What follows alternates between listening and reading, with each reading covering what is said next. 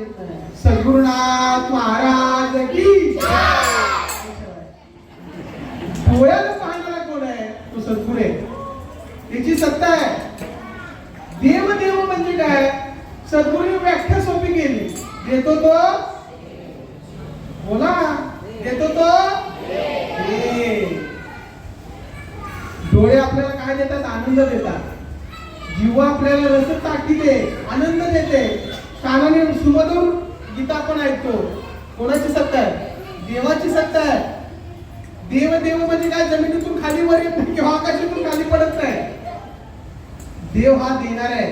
जीवनविद्येची संकल्पना, त्याची व्याख्या एवढी सुंदर मांडलेली आहे. देव हा देणार आहे.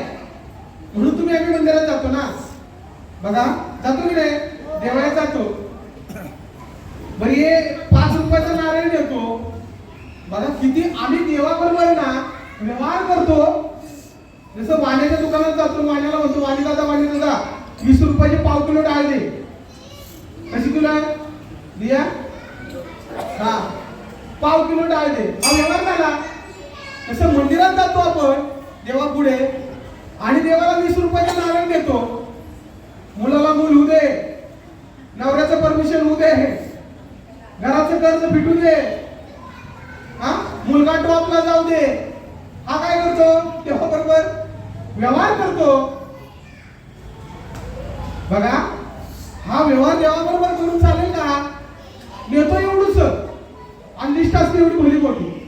हे दे, ते दे, ते दे, दे दे दे दे. मग रस्त्यावरती बसणारा आणि मंदिरात जाणारा ते तुम्ही म्हणा. आणि जर देव समजला तर धर्म समजेल. लक्षात घ्या, देव तुमच्या आमच्या ठिकाणी आहे, सर्वांच्या ठिकाणी आहे. मग त्या देवाकडे मागायचं असेल तर काय मागा? हे ईश्वरा सर्वांना चांगली बुद्धी दे, सर्वांना